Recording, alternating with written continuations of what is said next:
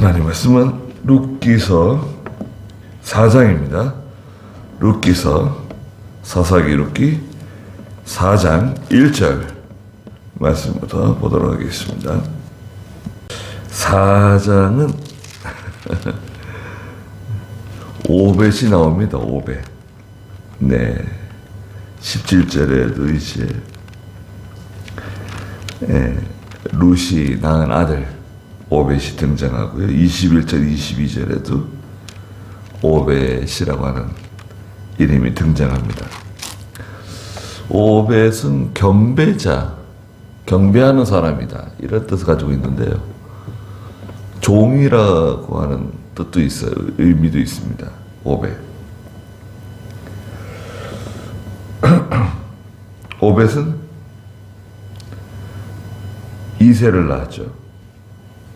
이새는 다윗을 낳고, 오벳은 다윗의 할아버지이고, 룻은 다윗의 증조모가 되죠. 그리고 룻의 남편 보아스는 기생 라합의 아들입니다. 이렇게 예수님의 족보에 기생 라합도 있고요.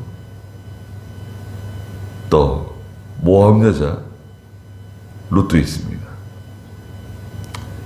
참 너무 이상하죠. 마태복음 1장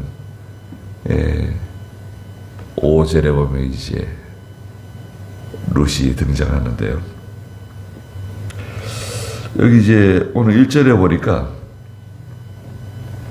보아스가 성문에 올라가 거기 앉아 있었다 그랬습니다.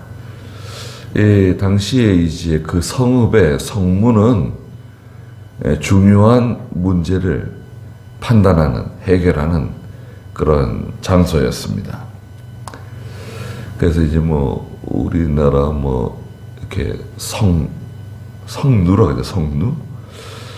그래서 그런 개념은 아닌 것 같아요.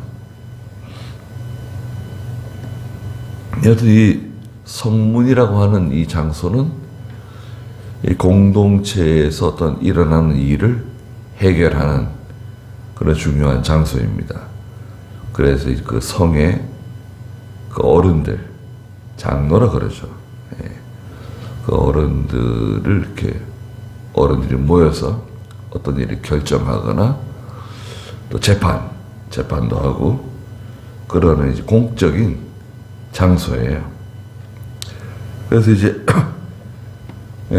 보아스가 성문에 앉았다고 하면 보아스는 이렇게 자주 성문에 가서 앉았던 것 같아요. 그래서 보아스는 유력한 사람이 틀림없고 그 베들레헴 성의 지도자에 속하는 그런 사람이었던 것 같아요.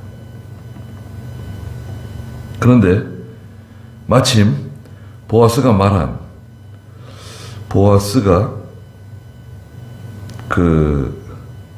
언제 말했습니까? 그 3장 13절에 그 룻에게 말해줬거든요. 나보다 기업을 물러줄 사람이 나보다 앞선 사람이 있다. 기업을 물러줄 사람에 대해서 말씀드렸죠. 이스라엘은요, 하나님께서 가나안 땅을 주셨잖아요. 각 지파별로, 또 각 족속별로, 각 가족별로, 각 가정별로 땅을 분배해 주셨습니다. 그렇잖아요. 유다 지파의 땅, 베냐민 지파의 땅, 뭐 시므온 지파의 땅, 다 그 지파는 그 땅을 차지하죠. 땅이 없는 지파는 레위 지파예요. 레위 지파. 레위 지파는 흩어져 살 수 있는데 그 땅을 가지고 있는 지파에서 레위 사람들이 오면 영접해주고 레위 사람들이 머물 수 있는 집과 토지를 제공해 줘야 돼요. 레위 사람은 어디까지 살 수 있어요. 그러나 레위 사람들에게는 하나님이 기업을 주시지 않고 레위 사람들의 기업은 하나님이다. 네, 그랬죠. 레위 사람들은 기업이 없어요. 네. 그러나 이제 그 기업을 주셨는데 그 기업은 영속성을 가지고 있어요. 무슨 말이냐면 하나님께서 주신 거기 때문에 이것은 다른 사람에게 매도할 수가 없어요. 전매가 불가능해요.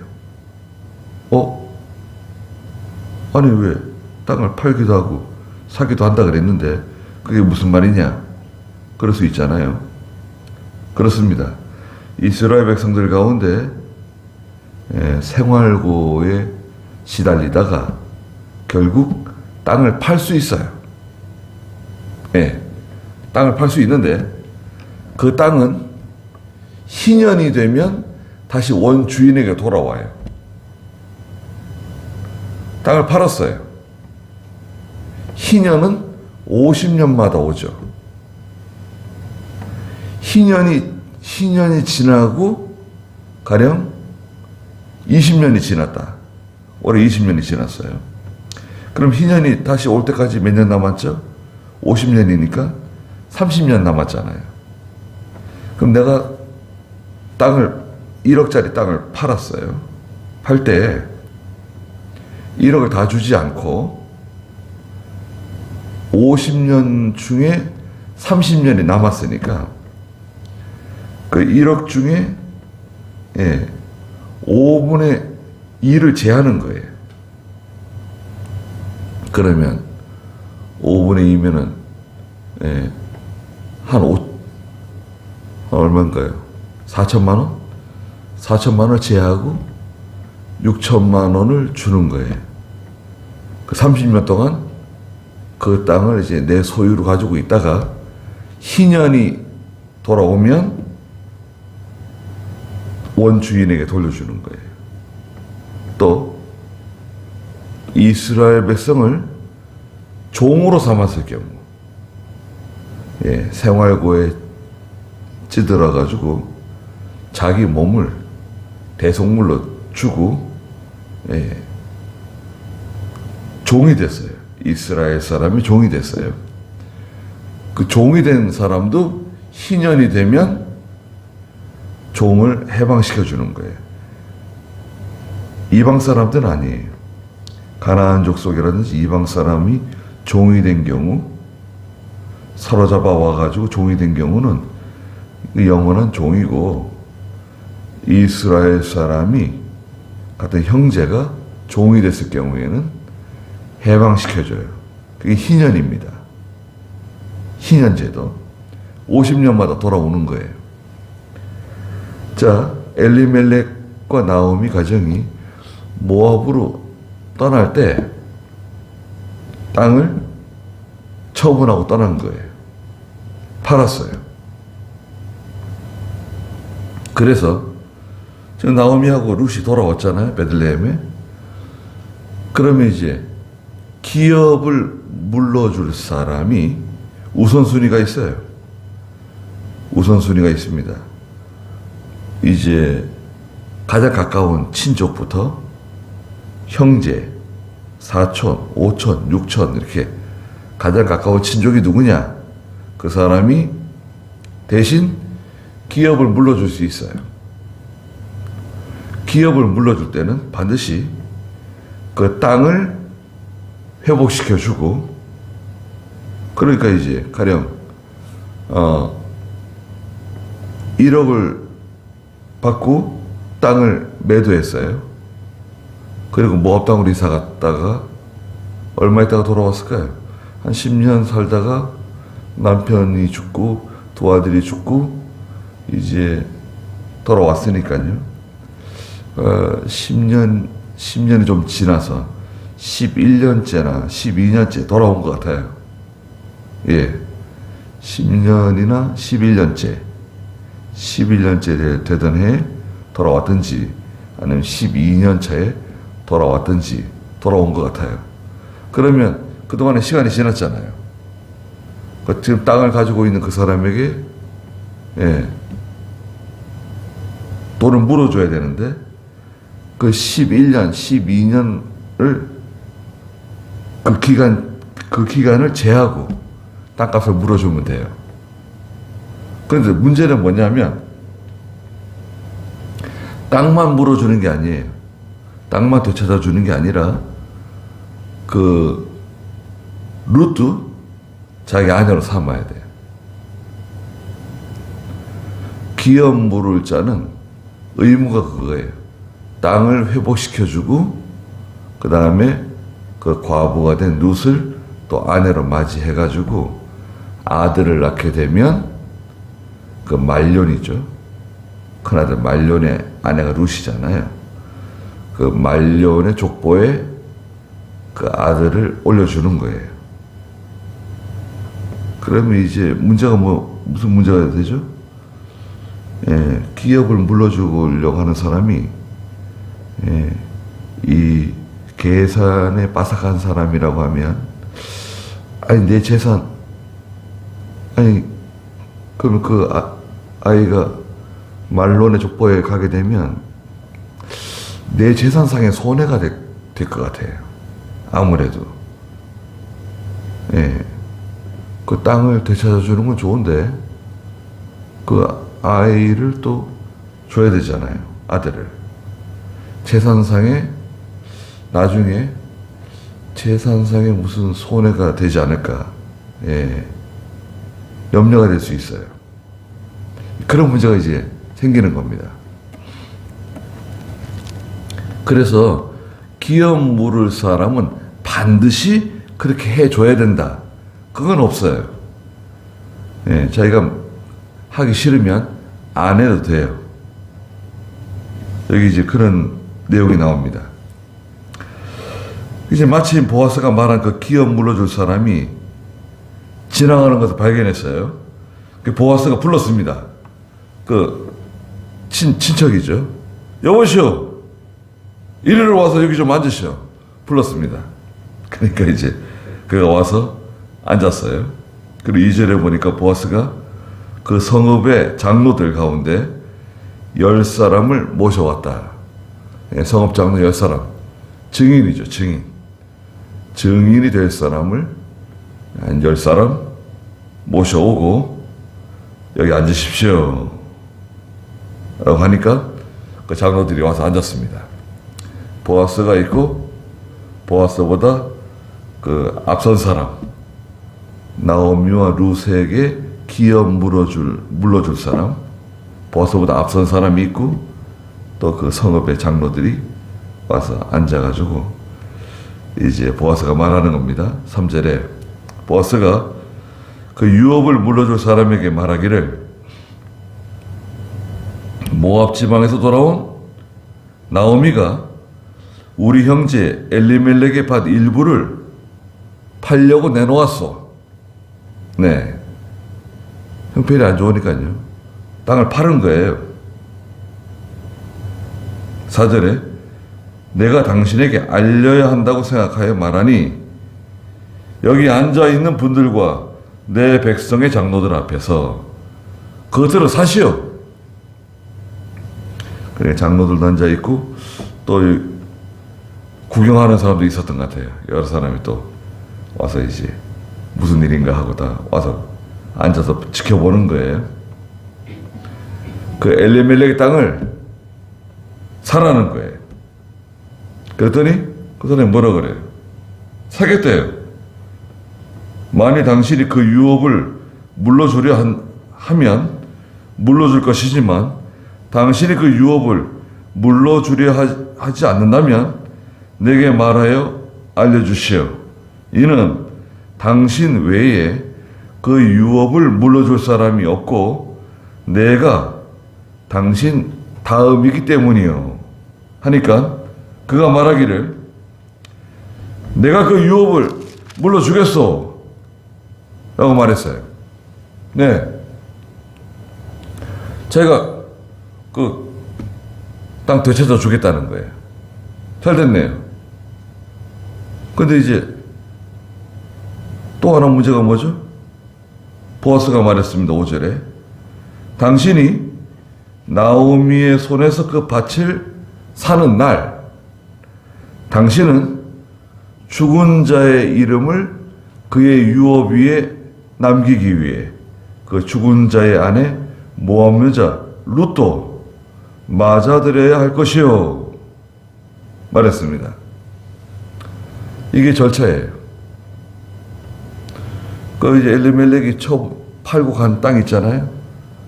그 땅을 사고 그 다음에 룻도 아내로 맞아들여야 돼요. 그 모압 여자 룻을 아내로 맞아야 한다니까 그 사람이 정색을 하는 겁니다. 6절에 그 유업을 물려줄 사람이 말하기를 나는 내 유업에 손해가 있을까 하여 그 유업을 물려주지 못하겠어. 내가 유업을 물려줄 수 없으니 당신이 친히 그 유업을 물려줄 나의 권리를 행사하시오 말했습니다. 당신이 그런 권리를 행사해라. 나는 그 모압 여자 룻을 아내로 맞이하고 싶지 않다 말했어요. 그래서 이제 기업을 물려준다고 하는 것을 이제 세습적 소유권이라고도 말하는데요. 소유권이 이제 계속 세습되는 거죠.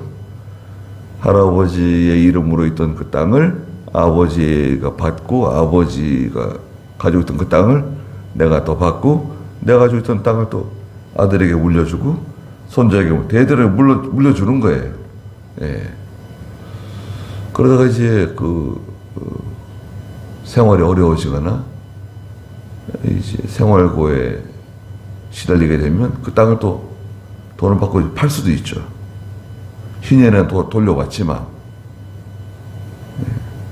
또 팔 땅이 없으면 땅도 팔았는데 더 어려워지면 자기 몸을 종으로 팔아가지고 이제 남의 집에 형제의 집에 가서 종살이 할 수도 있죠. 희년까지. 그게 제도예요. 하나님이 내신 제도입니다. 희년이라고 하는 아주 독특한 그런 이제 제도를 만들어 놓으셨어요. 그래서 원래대로 회복되는 겁니다. 종살이 하던 이스라엘 사람도 해방되고 땅도 다 원주인에게로 돌아가는 희년이 오는 거예요. 희년. 희년은 기쁘리자를 쓰죠. 기쁜 해예요. 기쁨의 해. 회복된 해예요. 희년. 자, 그러면 이제 보아스가 이제 그 땅을 물려받아 기업 물을 그런 자격을 부여받는 건데요. 7절에 보니까 옛날 이스라엘에서는 유업을 물려주거나 맞바꾸는 일을 확정할 때 그 사람이 자기 신을 벗어 상대방에게 주었는데 이것이 이스라엘에서 증명하는 방법이었다 그랬어요. 자기가 신고 있던 신발을 보아스에게 주는 거예요. 네가 가져라. 네가 기업 물을 권리를 행사해라. 나는 포기한다. 포기하는 것을 자기 신고 있던 신을 벗어주는 거예요. 그리고 이제 어떻게 보면 좀 수치스러운 것도 돼요. 신 벗은 사람이 되거든요. 저 사람은 신 벗은 사람이다. 자기가 행세해야 할 권리를 행사하지 않는 사람이다. 좀 부끄러움을 당할 수도 있고 사람들에게 이제 입에 오르내리고 좀 수치를 당할 수도 있어요. 성경에서는 이제 레위기 25장에도 말씀하셨고 민수기 27장에도 말씀하셨는데요. 민수기 말씀 한번 보시자고요. 민수기 27장 8절 9절인데요. 민수기 27장 8절 9절 한번 좀 읽어주시겠어요? 이튿날 모세가 증거의 장막에 들어가 아니, 민수기 27장 8절 7절부터 좀 읽어보세요. 네. 슬로브와 세 딸들이 하는 말이 옳으니 너는 반드시 그 아버지의 형제들 중에서 그들에게 유업을 주되 그들의 아버지의 유업을 그들에게 넘겨주어라. 너는 이스라엘 자손들에게 말하여라.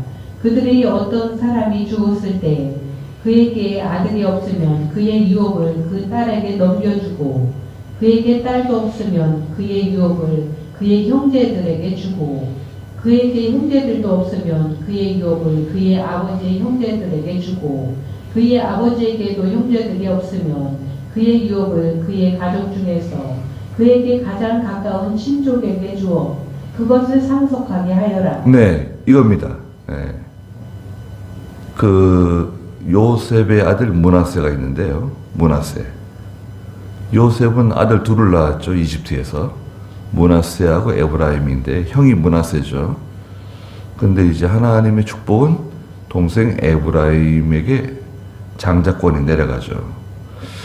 근데 이제 그 므낫세 지파 가운데 슬로보앗이라고 하는 사람의 딸들이 있어요.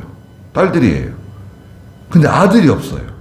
슬로보앗은 아들이 없고 딸들만 있어요. 자, 그래 딸들이만 있으니까 권리를 행사를 못하는 거예요.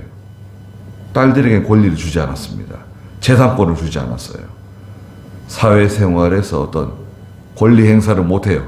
여자들은. 근데 이 슬로보앗의 딸들이 모세에게 쫓아와가지고 이건 불공평하다. 잘못된 거다. 우리 아버지는 아들이 없다.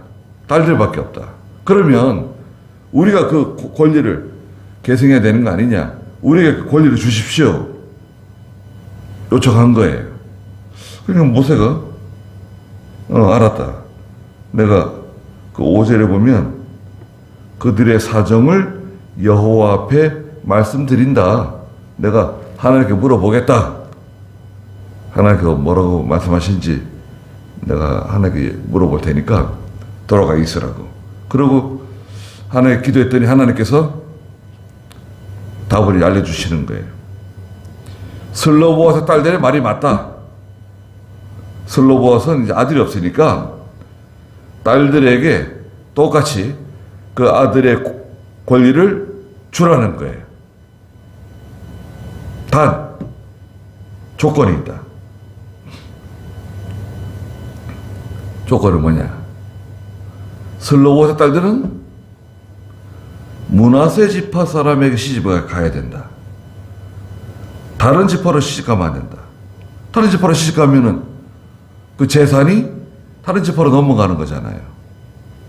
그러니까 므낫세 지파에 있는 남자에게 시집가야 되고 다른 지파 남자에게 시집가면 안 된다. 그런 조건입니다. 예.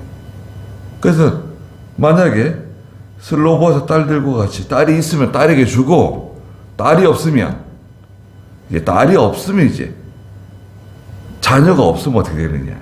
그러면 형제, 가까운 친척들 따져가는 거예요.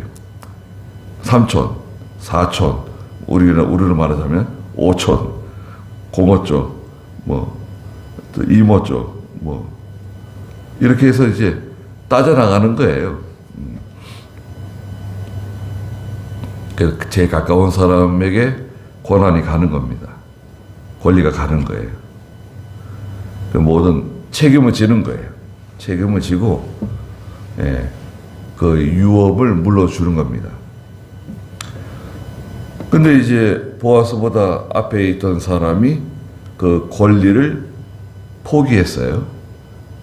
포기하니까 권리가 보아스에게로 넘어가는 방식은 그 절차를 따라서 레위기 25장에 있는 것처럼 신발을 벗어주라는 거예요. 그래서 8절에 보니까 그 유업을 물러줄 사람이 보아스에게 당신이 사시오 라고 말하고 자기 신을 벗어가지고 보아스에게 주었습니다. 그래서 이제 거기 있는 증인들, 그 베들레헴 성읍의 장로들 또 많은 사람들이 그 장면을 목격하고 있었는데 증인이 되는 거죠. 증인이 되었습니다. 그래서 하나님께서 보아스에게 나오미와 룻을 책임지도록, 룻이 보아스의 아내가 되도록 그렇게 하나님이 인도해 주신 겁니다. 또 보아스가 일을 잘 처리하는 거죠. 이것을 지체하면 안 돼요. 룻이 보아스에게 온 거 아닙니까? 일종의 청혼을 한 거잖아요. 프로포즈를 한 거잖아요. 보아스는 빨리 일을 처리해야 돼요. 왜 빨리 일을 처리해야 되느냐? 이게 소문이 나요. 반드시 소문이 납니다. 소문이 나고 마귀가 또 시험하고 또 이런저런 마귀 역사가 나타난다고요. 그래서 그 남녀 간의 문제, 교회에서 빨리 신속하게 처리해야 될 것들이 있어요. 그러니까 빨리빨리 처리하고, 마귀가 시험하지 않도록, 말이 나지 않도록. 보아스가 그런 면에 일 처리가 빠르고 잘 하는 거예요. 하나님께서 그런 지혜를 주신 거죠. 그래서 이제 보아스가 그 절차를 밟아가지고 룻을 이제 아내로 맞이하게 됩니다.